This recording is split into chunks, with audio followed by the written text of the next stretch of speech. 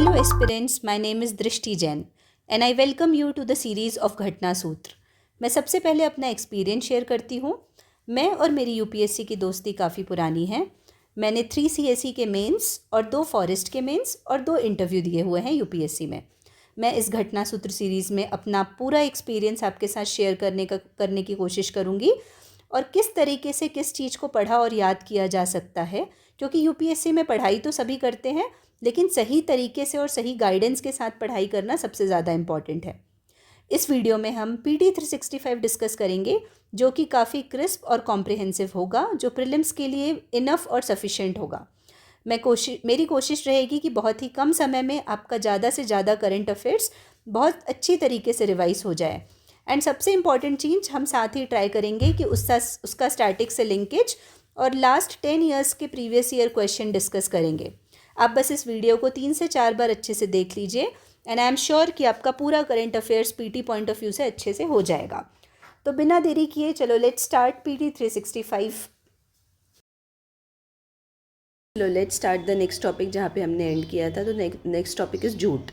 According to National jute Board, jute production is expected to drop by 20% in financial year 24-25 due to natural calamities. तो बोल रहे jute production कम होने वाला है, national jute board ने ऐसा बोला है। जूट क्या है? एक नेचुरल फाइबर है जो majorly eastern part of Indian subcontinent में होता है, इंक्लूडिंग वेस्ट बंगाल, बिहार, आसाम, ओडिशा, त्रिपुरा। अब इसमें एक रेटिंग करके एक फिनोमेना होता है। Jute fibre is loosened with the woody core from the woody core using a microbial process called retting. तो जूट फाइबर ना वुडी कोर में होता है, तो उसको हटाने के लिए एक प्रोसेस यूज़ किया जाता है, रेटिंग बोलते हैं उसको। अब क्लाइमेटिक कंडीशंस कैसी चाहिए रहती है? टेम्परेचर 15 से 34 degree. Warm and humid climate are best suited for crop. Rainfall 2500 mm होता है। Humidity around 65%। Soil loamy alluvial soil best होती है। अब जूट इंडस्ट्री की बात करें तो India is the leading jute goods producing country in the world, accounting for about 70% of estimated world production. It is one of the major industries in the eastern region, particularly West Bengal जो 73% produce करता है। Around 90% production is consume locally. अब initiative taken में क्या क्या है? National jute board, जो national jute board act से बना है 2008 से। It is mandated for the development of cultivation, manufacturing, marketing of jute and jute products. National jute development board है जो अम्ब्रेला स्कीम है for development of jute industry. फिर production linked incentive है for jute diversification scheme, aims to make jute products cost competitive globally. Establishment of jute corporation of India 1971 में as a price support agency.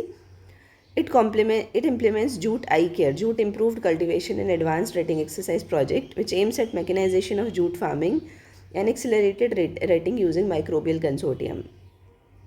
फिर jute packaging materials compulsory use in packaging commodities act 1987 enacted for the compulsory use of jute packaging material. तो compulsory jute packaging होना चाहिए, ठीक है। अब next topic है NABARD all India rural financial inclusion survey 2021-22। तो नाबार्ड का एक ये सर्वे है, किसका है? नाबार्ड का है, ये ध्यान रखना। इसने second all India rural financial inclusion survey निकाला है। ये लॉन्च किया गया था 16-17 में as a national level survey that offers comprehensive overview of rural population in terms of their status of livelihood and level of financial inclusion. तो क्या livelihood और level of financial inclusion including loan, insurance and pension, ये सब बताता है। Based on data collected through NAFIN Findex measures financial inclusion. क्या major करता है? Financial inclusion. Second NAFIS provides key insights into economic and financial indicators of rural development since 2016-17। अब नाबार्ड के बारे में देखेंगे कि नाबार्ड क्या है। इसका हेडक्वार्टर मुंबई है। यह अपेक्स डेवलपमेंट बैंक है to provide sustainable and equitable agriculture and rural development. 1982 में बना था नाबार्ड एक्ट 1981 से on the recommendation of B Sivaraman committee, ये ध्यान रखना। मैंडेट है providing and regulating credit and other facilities for production and development of agriculture, small scale industry, cottage and village industry, handicrafts and other allied activities in rural areas. और ये wholly owned है bye government of India, ठीक है। तो चलो the next topic is primary agriculture credit societies. Various initiatives have been taken for expansion and modernisation of primary agriculture credit societies. तो बहुत सारे स्टेप्स लिए गए हैं। पहले देखते हैं ये सोसाइटीज़ होती क्या है। डेफिनेशन में ये ग्रास रूट लेवल आर्म्स होती हैं of short term cooperative credit structure. तो जो क्रेडिट स्ट्रक्चर प्रोवाइड करते हैं उसकी ग्रास रूट आर्म्स होती हैं। अब इसको हम यहाँ पे साइड में बॉक्स बना है उसको देखते हैं। तो कोऑपरेटिव एग्रीकल्चर क्रेडिट स्ट्रक्चर क्या होता है, ऊपर से नीचे आते हैं। एक शॉर्ट टर्म क्रेडिट होता है, एक लॉन्ग टर्म क्रेडिट होता है। शॉर्ट टर्म क्रेडिट में 3 टायर सिस्टम है और इसमें 2 टायर है लॉन्ग टर्म में। तो शॉर्ट टर्म में पहले स्टेट और सेंट्रल कोऑपरेटिव बैंक्स होते हैं, उसके नीचे डिस्ट्रिक्ट सेंट्रल कोऑपरेटिव बैंक्स होते हैं, फिर प्राइमरी एग्रीकल्चर कोऑपरेटिव सोसाइटीज़ होती हैं। लॉन्ग टर्म में स्टेट और central cooperative agricultural rural development bank होते हैं और फिर primary cooperative agricultural rural development bank होते हैं। ठीक है, तो ये डेवलपमेंट बैंक लॉन्ग टर्म देते हैं। अब यहाँ पे आते हैं रेगुलेशन में। तो primary agriculture credit societies are registered under cooperative societies act and are administered by concern state registrar of cooperative societies. State SCBs and DCCBs are also registered under the provisions of State Cooperative Societies Act of State concerned and are regulated by RBI. और regulate कौन करता है? RBI. One of the most important functions of DCCBs is to provide funds to PACS. तो fund provide करना होता है PACS को. However, PACS are outside the purview of Banking Regulation Act. तो Banking Regulation Act के बाहर होते हैं and are not regulated by RBI. और RBI regulate नहीं करता है. ठीक है, रीफाइनेंसिंग की बात करते हैं। They are refinanced by NABARD. NABARD refinance करता है थ्रू DCCBs एंड SCBs। किसके थ्रू? DCCB और SCBs के थ्रू। फंक्शंस की बात करें तो give short term credit loans and also provide other input services like seed, fertiliser and pesticide distribution to member farmers. ठीक है, फिर सिग्निफिकेंस की बात करते हैं। तो PACS account for 41% of the KCC loans, 95% of which are to be small and marginal farmers 2022. Significance क्या है? PACS account for 41% of the KCC loans, 95% of which are to small and marginal farmers. तो 41% of the किसान credit card loans वाली बात हो रही है। ठीक है, अब इनिशिएटिव्स क्या के लिए गए हैं PACS के लिए? Modernisation of PACS, project for computerization in 1800 PACS across the country. Under the centrally sponsored project for computerization of PAC scheme, government aims to computerize 63,000 functional PACS. तो 63,000 functional PACS को computerize करने की बात हो रही है। अब नेशनल कोऑपरेटिव डाटाबेस देखते हैं। तो इनॉग्रेट किया था मिनिस्ट्री ऑफ कोऑपरेशन ने, that provides all information about cooperative sector. तो ये पूरा इन्फॉर्मेशन देते हैं कोऑपरेटिव सेक्टर के बारे में। अब अदर इनिशिएटिव्स की बात करते हैं। तो formation of 1100 additional farmer producer organisation by PACS। National cooperative development corporation provides loans and grants to state government for refinancing primary and secondary level cooperative societies. Diversifying business portfolio. The laws enabling PACS to undertake more than 25 business activities including dairy, fishery, floriculture. And PACS is also function as Pradhan Mantri Kishan Samriddhi Kendra, Pradhan Mantri Bharati Jan Aushadhi Kendra and Common Service Center. तो PACS का ये सब भी काम होता है। ठीक है, अभी PACS के ऊपर क्वेश्चन नहीं आया है, अलग से आ सकता है PACS के ऊपर क्वेश्चन। फिर नेक्स्ट है fisheries sector. Prime minister inaugurated 218 projects to boost fisheries sector. These projects include, तो कौन कौन से प्रोजेक्ट है? National roll out of vessel communication and support system.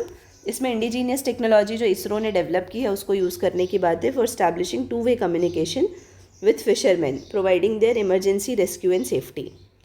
Next है development of integrated aqua parks and adoption of advance technologies such as recirculatory aquaculture system and biofloc. तो integrated aqua park establish करने की बात है।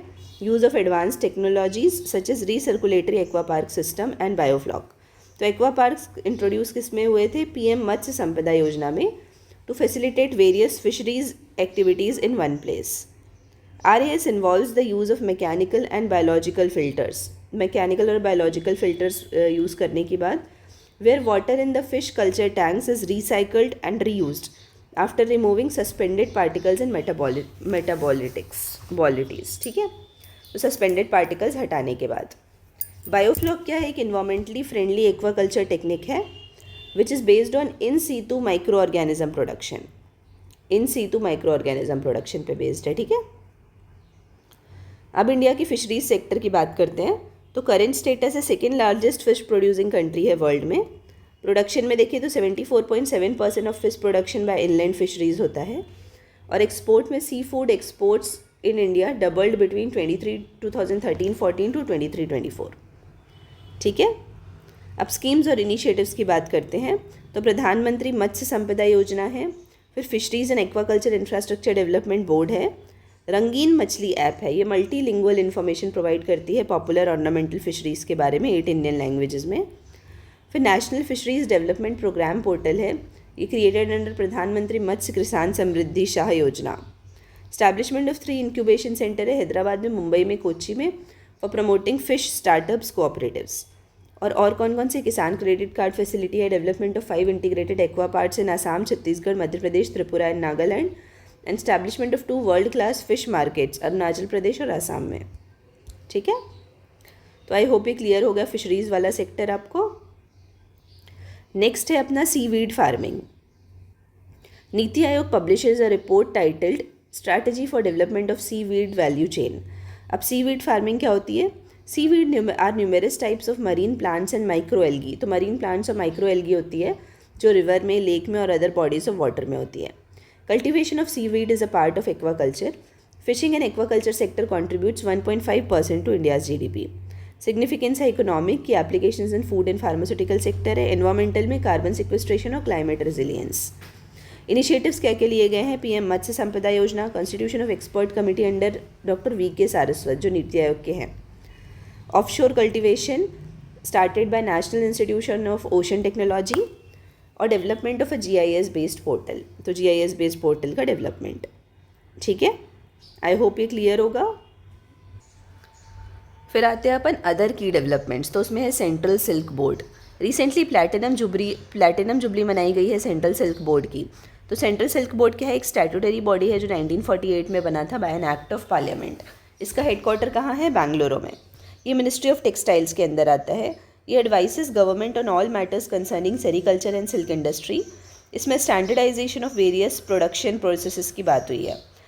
International sericulture commission देखते हैं। Member Secretary of Central Silk Board was elected as the Secretary General of International Sericulture Commission for the tenure of 25-27. It is an UN registered intergovernmental organization engaged in the development of sericulture and silk industry in the world. ठीक है, फिर देखते हैं हम about silk production in India. India is the second largest silk producer in the world with 42% of the global production. जो second largest silk producer है और 42% of the global production होता है।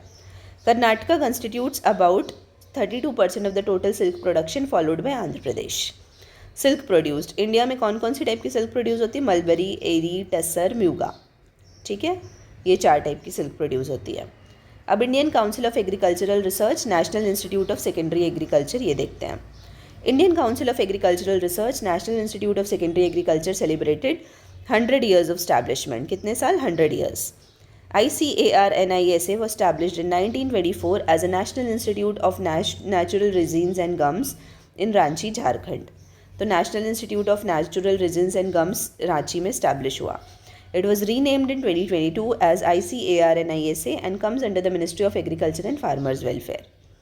अब secondary agriculture देखते हैं। Secondary agriculture includes the value addition of primary agricultural products as well as other agricultural related activities like beekeeping, poultry farming, agriculture, tourism, etc. It refers to all practices and processes that convert agricultural produce, residues and byproducts into high value commodities for pharmaceutical, industrial, medicinal and other specified food uses. Examples क्या क्या हैं? Extraction of vitamins from grains and oils from rice bran, production of jaggery from sugarcane, cottage scale unit for making jams, pickles, etc. अब ICAR के बारे में देख लेते हैं, Indian council of Agricultural research के बारे में। तो ये एपेक्स बॉडी है कोऑर्डिनेशन के लिए, guiding and managing research and education in agriculture including horticulture, fishery and animal sciences in the entire country. Initially ये Imperial Council of Agricultural Research था जो स्टैब्लिश हुआ था 16 जुलाई 1929 को as a registered society under Societies Registration Act. It was recommended by a report of Royal Commission on Agriculture जो 1928 में report आई थी। ये एक ऑटोनॉमस ऑर्गेनाइजेशन है under the department of Agricultural research and education under ministry of agriculture, और headquarter है इसका new Delhi में। ठीक है, तो आई होप ये क्लियर होगा।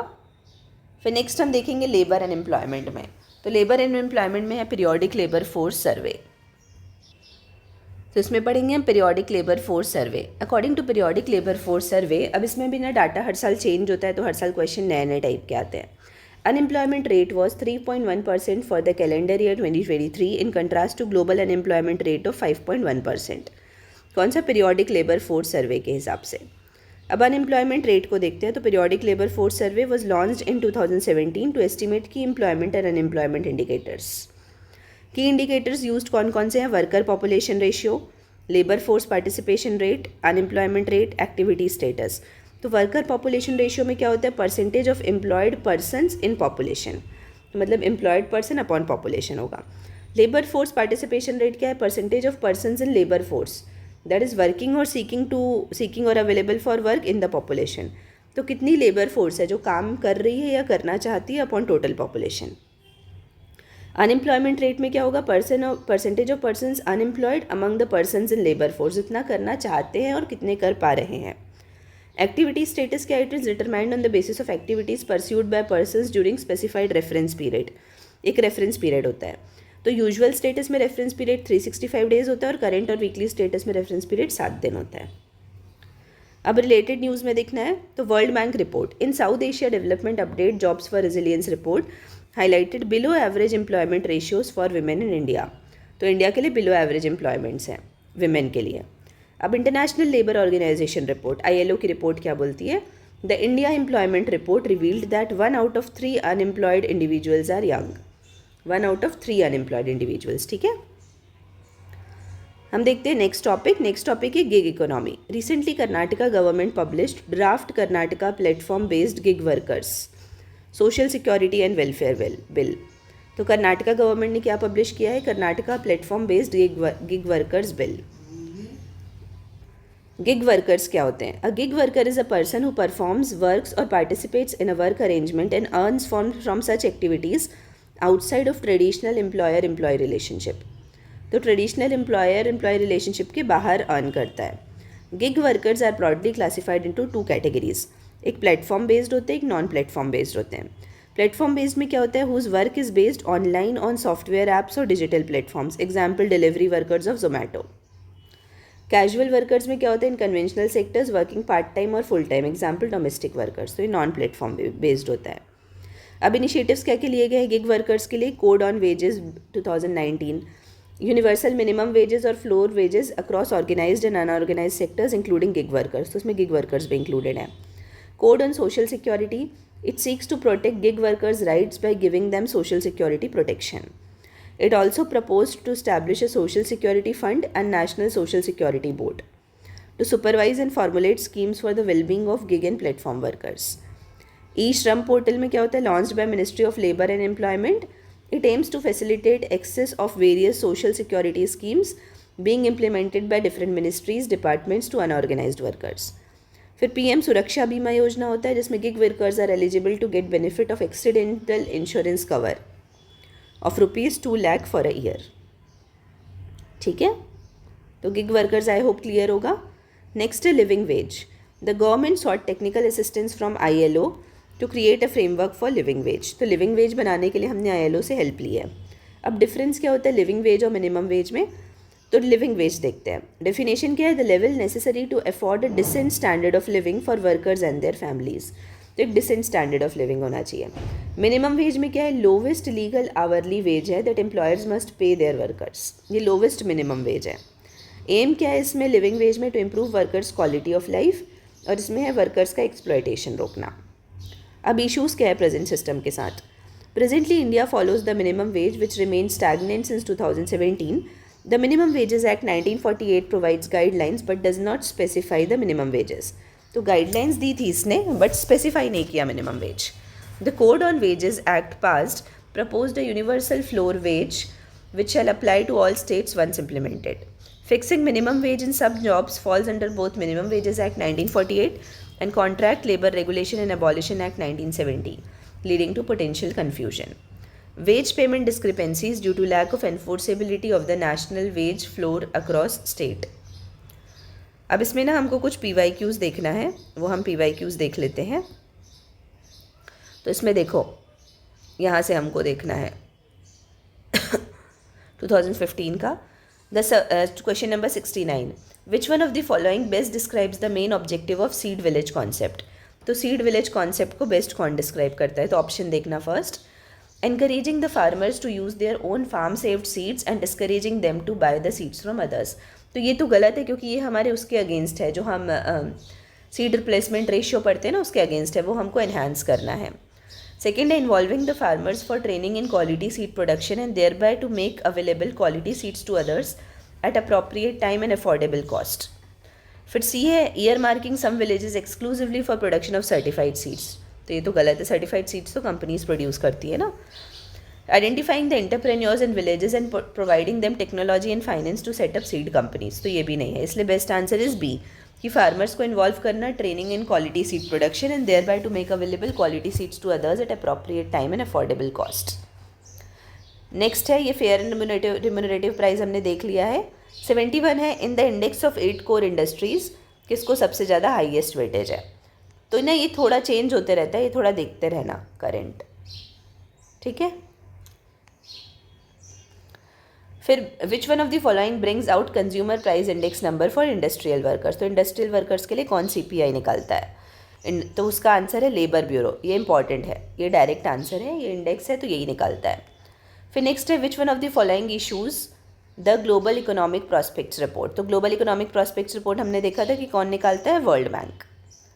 फिर नेक्स्ट है the terms agreement on agriculture and agreement on application of sanitary and phytosanitary measures and peace clause appear with respect to which of the following organisation. तो इसमें FAO है, United Nations framework convention for climate change है, WTO है और United Nations environment programme है. तो best answer is WTO. हमने देखा था कि ये सब WTO के अंदर आते हैं. फिर नेक्स्ट है बेसल 3 अकॉर्ड और simply Basel 3 often seen in the news is. तो ये बैंक से रिलेटेड है, तो इसमें ऑप्शन देखो तो डायरेक्ट भी आ जाएगा, improving banking sectors ability to deal with financial and economic stress and improve risk management. ठीक है. इसमें बाकी ऑप्शन तो देखो, पहला था conservation and sustainable use of biological diversity, ये तो है ही नहीं क्योंकि अभी हमने बोला बैंकिंग से रिलेटेड है. थर्ड था ग्रीन हाउस गैस एमिशन, वो भी नहीं है. डी है transfer technology from developed countries to poor countries, इसकी भी बात नहीं हो रही है. फिर नेक्स्ट है कन्वर्टिबिलिटी ऑफ रुपी का क्या मतलब होता है, ये भी हमने देखा था. तो ऑप्शन पढ़ लेते पहले चारों. फर्स्ट है being able to convert rupee notes into gold. B है allowing the value of rupee to be fixed by market forces. तो फिक्स्ड तो करना नहीं है, तो ये गलत हो गया. सी है freely permitting the conversion of rupee to other currencies and vice versa. D है developing an international market for currencies in India. तो बेस्ट आंसर इज सी, कि freely permitting the conversion of rupee to other currencies and vice versa. ठीक है. फिर हमको एक deficit वाला question देखना था. There has been a persistent deficit budget year after year. तो कंसिस्टेंट डेफिसिट होता जा रहा है. Which one of the following actions can be taken by government to reduce the deficit. तो गवर्नमेंट को क्या एक्शन लेना चाहिए जिससे बजट डेफिसिट कम हो जाए? तो फर्स्ट है रिड्यूसिंग रेवेन्यू एक्सपेंडिचर. तो ऑब्वियसली रेवेन्यू एक्सपेंडिचर को कम करना चाहिए, तो फर्स्ट हो जाएगा. सेकेंड और third cut. Introducing new welfare schemes. तो ये गलत है ना, वेलफेयर स्कीम यूज़ कर और नहीं लाओगे तो बजट डेफिसिट बढ़ेगा, तो सेकेंड गलत हो गया. फिर है रेशनलाइजिंग सब्सिडी. ये सही बात है, ये करना ही चाहिए. और एक्सपैंडिंग इंडस्ट्रीज़, तो थर्ड तो करना ही चाहिए. अब एक्सपैंडिंग इंडस्ट्री अभी एक्सपैंड करोगी तो पैसा ज़्यादा लगेगा, तो मतलब आपका बजट डेफिसिट बढ़ सकता है. इसलिए क्वेश्चन नंबर 77. तो आई होप ये क्लियर होगा. अब हम पढ़ेंगे next topic. The next topic is Insurance Regulatory and Development Authority of India. तो Insurance Regulatory Development Authority of India identified Life Insurance Corporation of India, General Insurance Corporation of India and New India Assurance Company as DSIIs. ठीक है. About domestic systematically important insurers. तो DSIIs refer to issuers of such size, market importance and global and domestic interconnectedness whose distress or failure could lead to significant dislocation in the domestic financial system. जैसे domestically important banks होते हैं ना, systematically important banks, वैसे ये है. DSIIs are perceived to be too big or too important to fail. Insurance sector की बात हो रही है. DSIIs are subject to additional regulatory measures. ठीक है. अब अपन को insurance Regulatory and Development Authority of India के बारे में देखना है, IRDAI के बारे में. इसका हेडक्वार्टर है हैदराबाद में. ये formed based on recommendations of Malhotra committee. किसकी कमेटी पे? मल्होत्रा कमेटी पे, as an autonomous body in 1999. Incorporated as a statutory body in 2000 under IRDAI act 1999. Objective है speedy and orderly growth of insurance industry, speedy settlement of genuine claims. Composition है ये 10 member body है और ministry of finance के अंदर आती है. Role देखा जाए तो issue, renew, modify, withdraw, suspend और cancel certificate of registration for insurance companies, protect the interest of policyholders, adjudicate disputes between issuers and intermediaries or insurance intermediaries, promote and regulate professional organizations connected with insurance and reinsurance business. तो ये हुआ role. अब हम देखेंगे significance of IRDAI in transforming the insurance sector. तो insurance growth देखते हैं. Insurance penetration, that is percentage of insurance premium to GDP. Insurance penetration का मतलब होता है कितना इंश्योरेंस प्रीमियम है अपॉन GDP. इस 4.2% कंपेयर टू 2.71% इन 2001-2. अब इंश्योरेंस डेंसिटी की बात करते हैं तो insurance premium upon population, density में अपॉन पॉपुलेशन आ जाता है. तो वो $91 है 21-22 में और पहले था $11.5 इन 2001-2. इंश्योरेंस फॉर ऑल 2047 का कमिटमेंट है. तो IRDAI has committed to ensure every citizen has an appropriate life, health and property insurance cover by 2047. ठीक है, तो आई होप ये क्लियर होगा. Next topic is business innovation and entrepreneurship. तो उसमें बी रेडी इंडेक्स है. वर्ल्ड बैंक ने launch किया है first edition of business ready index. ये 3 ईयर रोल आउट फेज़ है spanning 2047 to 2026. The assessment currently includes 50 economies excluding India. तो उसमें इंडिया नहीं है. बी रेडी मतलब बिजनेस रेडी. ये इसने रिप्लेस किया वर्ल्ड बैंक के ease of doing business rankings को. 2024 business reform action plan rankings prepared by department of promotion of industry and internal trade will include some of the indicators tracked by B ready index. अब B ready index क्या चीज़ के बारे में? New collection data and analysis project है to assess the business and investment climate worldwide. ये क्या चीज़ पे फोकस करता है? रिफॉर्म एडवोकेसी पे, पॉलिसी गाइडेंस पे और एनालिसिस